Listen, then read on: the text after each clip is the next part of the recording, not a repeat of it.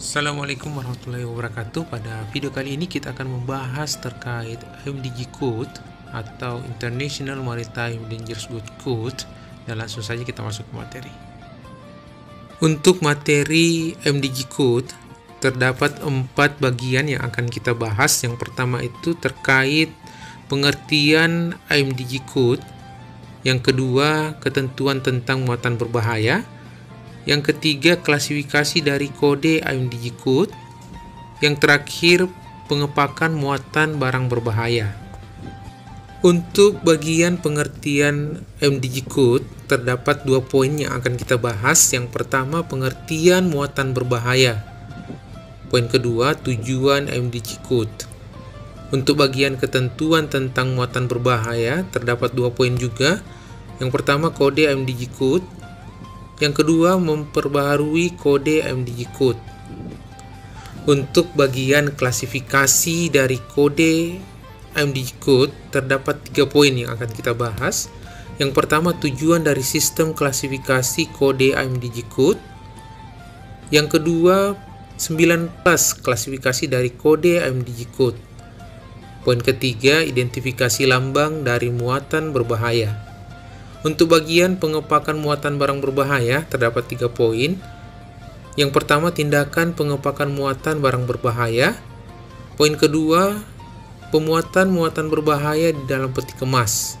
Dan poin yang ketiga tindakan keselamatan terhadap kesalahan pemuatan muatan berbahaya. An introduction to the IMDG Code. Muatan berbahaya adalah barang yang oleh karena sifatnya apabila di dalam penanganan, pekerjaan, penimbunan atau penyimpanan tidak mengikuti petunjuk-petunjuk, peraturan-peraturan serta persyaratan yang ada, maka dapat menimbulkan bencana, kerugian terhadap manusia, benda, dan lingkungan. The International Maritime Dangerous Goods Code ini dikembangkan sebagai kode internasional yang seragam untuk pengangkutan barang berbahaya melalui laut, mencakup hal-hal seperti packing, lalu lintas kontainer, dan penyimpanan, dengan referensi khusus untuk pemisahan zat yang tidak kompatibel. Tujuan dari International Maritime Dangerous Goods Code ini adalah yang pertama untuk meningkatkan transportasi yang aman dari barang berbahaya, yang kedua melindungi lingkungan laut, yang ketiga memfasilitasi pergerakan bebas terbatas barang berbahaya. Perkembangan kode IMDG kembali ke tahun 1960 tentang Konvensi Keselamatan Jiwa di Laut, yang merekomendasikan bahwa pemerintah harus mengadopsi kode internasional yang seragam untuk pengangkutan barang berbahaya melalui laut untuk melengkapi peraturan yang terkandung di tahun 1960, Konvensi Internasional untuk Keselamatan Jiwa di Laut, International Safety of Life at Sea atau disingkat SOLAS, beralih pada ketentuan tentang muatan berbahaya.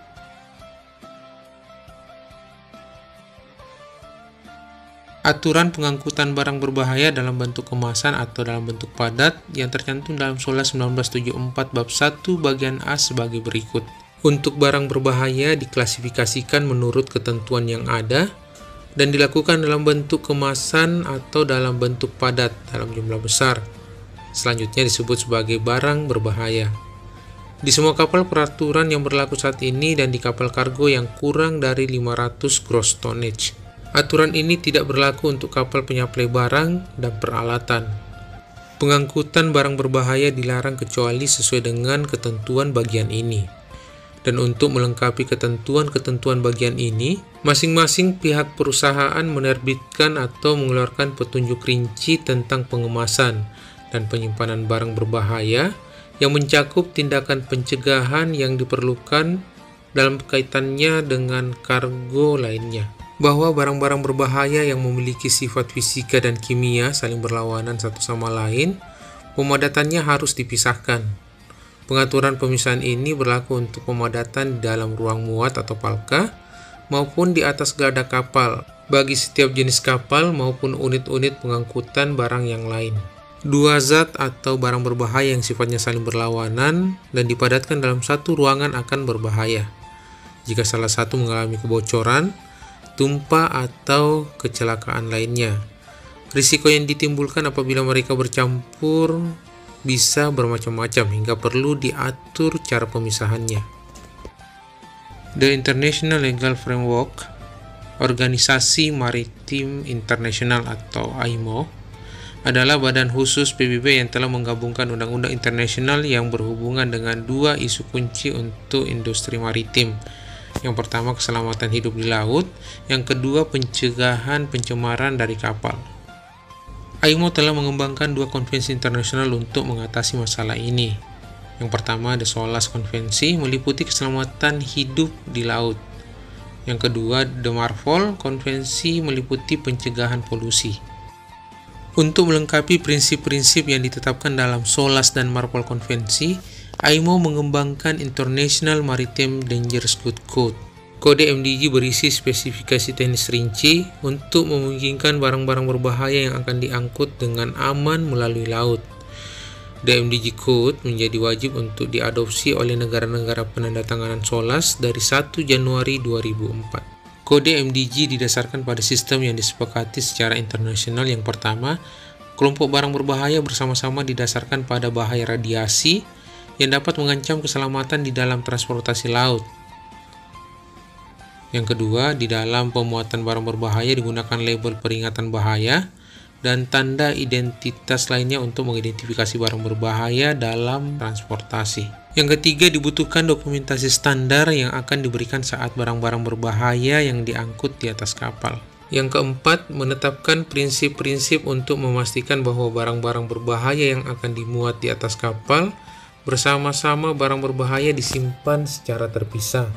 Yang kelima, menetapkan prinsip-prinsip untuk menetapkan barang-barang yang berbahaya di atas kapal untuk memastikan pelayaran dapat berjalan dengan aman. Yang keenam, memberikan saran tanggap darurat untuk barang-barang berbahaya yang terlibat dalam kebakaran atau tumpahan di kapal. Selanjutnya, memperbaharui kode MDG. Kode MDG berkembang dan diperbaharui setiap 2 tahun untuk memperhitungkan yang pertama, barang berbahaya baru yang harus disertakan. Yang kedua, teknologi baru dan metode bekerja dengan atau penanganan barang berbahaya. Yang ketiga, masalah keamanan yang timbul sebagai akibat dari pengalaman. Selanjutnya, MDG Code Classification System, di mana tujuan dari sistem klasifikasi dalam kode MDG adalah yang pertama, untuk membedakan antara barang yang dianggap untuk menjadi berbahaya untuk transportasi. Yang kedua, untuk mengidentifikasi bahaya yang didapat oleh barang berbahaya dalam transportasi. Yang ketiga, memastikan bahwa ukuran yang benar di bawah kemungkinan barang-barang yang akan diangkut dengan aman tanpa adanya kerugian harta benda dan jiwa manusia. Barang berbahaya diklasifikasikan menjadi 9 kelas menurut sifat. Cara di mana kelas yang berbeda dari barang berbahaya yang ditangani dalam transportasi akan tergantung pada sifat-sifat dan bahaya. Misalnya, yang pertama, jenis kemasan yang dapat digunakan. Yang kedua, apa kelas barang berbahaya dapat diangkut bersama-sama dalam satu wadah pengiriman. Yang ketiga, di mana barang dapat disimpan dalam pelabuhan dan di atas kapal. 9 kelas barang berbahaya. Kelas pertama, bahan peledak. Kelas kedua, gas. Kelas ketiga, cairan mudah terbakar. Kelas 4, benda padat yang mudah terbakar. Kelas 5, zat oksidator dan peroksida organik. Kelas 6, zat beracun dan infeksi. Kelas 7, bahan radioaktif. Kelas 8, zat korosif. Kelas 9, bahan berbahaya miscellaneous dan partikel. 9 kelas ini telah ditetapkan secara internasional oleh Perserikatan Bangsa-Bangsa Komite untuk memastikan bahwa semua moda transportasi, baik jalan, kereta api, udara, dan laut, mengklasifikasikan barang berbahaya dengan cara yang sama. Dalam pengangkutan barang berbahaya, pengelompokan dan pemberian nomor PSN atau Proper Shipping Name dan PBB, Perserikatan Bangsa-Bangsa atau UN Number, berdasarkan kelas bahaya dilakukan untuk mempermudah identifikasi, penanganan, dan pengolahan. Berdasarkan pengangkutan barang berbahaya, pengelompokan dan pemberian nomor PSN, Proper Shipping Name, dan PBB Perserikatan Bangsa-Bangsa untuk UN Number, berdasarkan kelas bahaya. Dilakukan untuk mempermudah identifikasi, penanganan, dan pengolahan. Berikut adalah penjelasan rinci terkait setiap kelas bahaya beserta contoh PSN dan UN number-nya. Kelas 1 bahan peledak. Bahan ledakan massa contoh TNT UN 0209. Bahaya ledakan sebagian bukan massa contoh amunisi UN 0336. Bahaya api dan ledakan kecil contoh kembang api UN 0335. Bahaya kecil contoh detonatur UN 0453. Bahan sangat tidak sensitif dengan bahaya ledakan massa contoh amonium nitrat UN 0332. Bahan sangat tidak sensitif tanpa risiko ledakan massa contoh perangkat elektronik eksplosif tertentu UN 0500.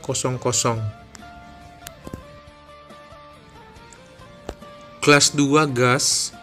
Gas mudah terbakar contoh propana UN 1978. Gas tidak mudah terbakar, tidak beracun contoh nitrogen cair UN 1066. Gas beracun contoh klorin UN 1017. Untuk kelas 3 cairan mudah terbakar contoh PSN dan UN number, bensin atau gasolin UN 1203, alkohol, etanol UN 1170.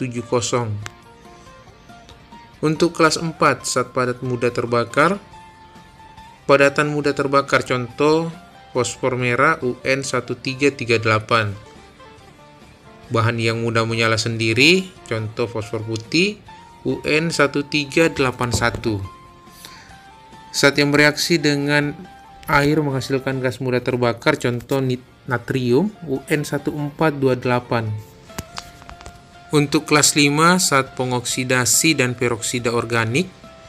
Zat pengoksida contoh amonium nitrat UN 1942. Peroksida organik contoh metil etil keton peroksida UN 3105. Untuk kelas 6 zat beracun dan menular. Zat beracun contoh arsenik UN 1558. Zat menular contoh sampel virus UN 2814. Untuk kelas 7 bahan radioaktif contoh PSN dan UN number yaitu uranium hexafluorid radioaktif UN 2977. Bahan radioaktif paket kecil UN 2915. Untuk kelas 8 zat korosif contoh PSN dan UN number-nya yang pertama asam klorida hidroklorik asid UN 1789. Sodium hidroksid atau caustic soda UN 1823. Kelas 9 barang berbahaya lainnya contoh PSN dan UN number, baterai lithium ion atau lithium ion baterai UN 3480, asbestos UN 2212. PSN proper shipping name nama resmi barang berbahaya sesuai standar internasional, UN number kode identifikasi unik yang diberikan oleh PB untuk tiap jenis barang berbahaya. PSN dan UN number memastikan kepatuhan terhadap regulasi pengangkutan barang berbahaya serta membantu dalam pengelolaan darurat jika terjadi insiden. Selanjutnya, tindakan pencegahan dalam proses pengepakan barang berbahaya. Yang pertama, ikuti rencana pemuatan yang ada. Yang kedua, periksa kondisi paket atau muatan. Yang ketiga, tangani dengan hati-hati. Yang keempat, jangan makan atau minum sambil menangani barang berbahaya tersebut. Yang kelima, tidak merokok. Yang keenam, berhati-hati ketika menopang di pintu atau palka. Yang ketujuh, mencuci tangan setelah melakukan pengepakan muatan. Yang kedelapan, ikuti peraturan pelabelan dan dokumenter yang sesuai dengan prosedur. Dalam hal keamanan dan pengangkutan, maka muatan yang dimuat harus betul-betul memiliki dokumen yang menyatakan muatan yang dimuat betul-betul sesuai dengan apa yang ada di dalam kemasan dan sesuai dengan yang tercantum pada label muatan atau tanda-tanda muatan berbahaya. Sesuai dengan IMDG Code, klasifikasi muatan berbahaya akan dibagi ke dalam kelas-kelas berikut. Yang pertama, kelas 1 bahan peledak. Kelas 2, gas yang ditekan, dicairkan atau diturunkan di bawah tekanan. Kelas 3, cairan yang mudah terbakar. Kelas 3.1, low plus point group minus 18 derajat Celcius. Kelas 3.2, intermediate flash point group minus 8 derajat Celcius sampai dengan 23 derajat Celcius. Kelas 3.3, high flash point group 23 derajat Celcius sampai dengan 61 derajat Celcius. Kelas 4, flammable solid atau zat pada mudah menyala. Kelas 4.1, bahan padat yang mudah terbakar. Kelas 4.2, bahan padat yang dapat terbakar sendiri, baik padat, kering maupun cair. Kelas 4.3, bahan padat atau kering jika kena air basah, mengeluarkan gas mudah menyala dan beberapa jenis dapat terbakar sendiri. Kelas 5.1, zat pengoksida. Kelas 5.2, organik peroksida. Kelas 6.1, zat beracun. Kelas 6.2, infectious zat. Kelas 7, zat radioaktif. Kelas 8, zat perusak atau karat. Kelas 9, zat berbahaya lainnya atau substansi lain yang mungkin menunjukkan dan memiliki karakter seperti barang berbahaya yang ditetapkan pada ketentuan bagian ini. Pemuatan muatan berbahaya dalam peti kemas berdasarkan IMDG Code. Menurut Amir 1997, pengertian peti kemas adalah peti yang terbuat dari logam di mana barang yang lazim tersebut muatan umum atau general cargo dimasukkan sejak pemuatan sampai pembongkaran barang-barang yang dikirim dengan peti kemas tidak dijama orang. Dan menurut Kamadribrata 2001, pengertian peti kemas adalah suatu kotak besar dari bahan campuran baja dan tembaga dengan pintu yang dapat terkunci dan pada tiap sisinya dipasang suatu piting sudut dan kunci putar sehingga antara satu peti kemas dengan peti kemas lainnya dapat dengan mudah disatukan atau dilepaskan. Pada pelaksanaan pemuatan di kapal dibutuhkan seorang perwira jaga dan seorang ABK yang mengawasi kegiatan tersebut.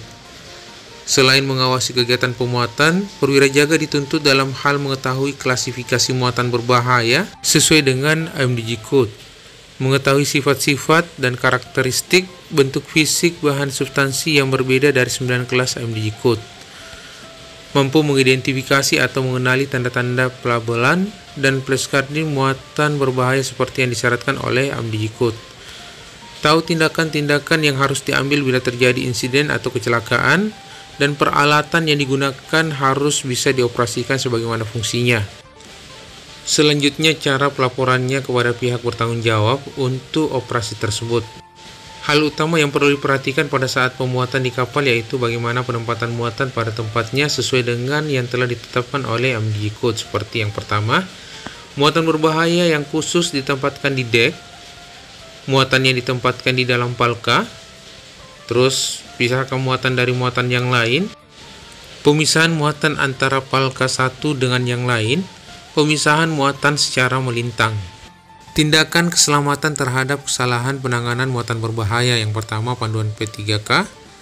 Hal pertama yang harus dilakukan di kapal bila terjadi insiden yaitu pertolongan pertama terhadap korban sebelum ditangani langsung oleh pihak medis di darat, di mana pada umumnya di kapal yang berhak menangani adalah Mualim 2. Yang kedua, panduan prosedur mara bahaya EMS Guide terbagi dua. Yang pertama, General Guidance Line for Fire, yang dimana yang pertama selalu berpikir tentang keselamatan, yang kedua jangan bersentuhan dengan substansi berbahaya, yang ketiga jauhkan dari api, asap, dan uap, yang keempat bunyikan alarm kebakaran dan mulai dengan prosedur pemadam kebakaran, yang kelima posisikan anjungan kapal melawan arah angin bila kondisi memungkinkan, yang keenam lokasi muatan yang terbakar, kenali muatan yang terbakar, dan terakhir siapkan peralatan P3K. Bagian kedua, Introduction to Emergency Schedule for Spillage. Yang pertama, persiapan harus sesuai dengan Safety Management System di kapal. Yang kedua, Personal Protection Equipment. Yang ketiga, tugas masing-masing anggota mengenali setiap muatan berbahaya, pertolongan, reaksi atau tindakan, selanjutnya pemisahan terhadap muatan yang lain, berikutnya laporan pada pihak authorities baik pihak perusahaan maupun pihak pelabuhan, selanjutnya peralatan yang digunakan, tindakan yang dilakukan setelah kejadian. Oke, beralih pada prosedur pelaporan. Pelaporan insiden yang melibatkan barang berbahaya di kapal yaitu bila terjadi insiden dan melibatkan kerugian atau kehilangan yang berlebihan atau rusaknya barang berbahaya yang ada di atas kapal. Maka kapten atau seseorang yang bertanggung jawab di atas kapal wajib melaporkan secara khusus mengenai insiden tersebut tanpa harus menunda dan semaksimal mungkin melapor ke stasiun pantai terdekat. Laporan tersebut harus didasarkan pada pedoman dan prinsip-prinsip umum yang sesuai dengan aturan yang berlaku dan kejadian yang sebenarnya tanpa ada rekayasa. Dalam hal kapal sebagaimana yang dimaksud tadi, bila diabaikan atau dalam hal laporan seperti dari kapal yang tidak lengkap atau tidak dapat diperoleh, pemilik, penyewa, manajer atau operator kapal atau agen mereka wajib semaksimal mungkin memikul kewajiban yang mewajibkan pada kapten sesuai dengan aturan yang ditetapkan dalam SOLAS 1974. Assalamualaikum warahmatullahi wabarakatuh. Sebelum lanjut videonya, jangan lupa like, share, dan subscribe channel ini agar kawan-kawan bisa mendapatkan notifikasi video terbaru dari channel Kapten Gatot. Jika ada saran dan pertanyaan bisa komen di kolom di bawah.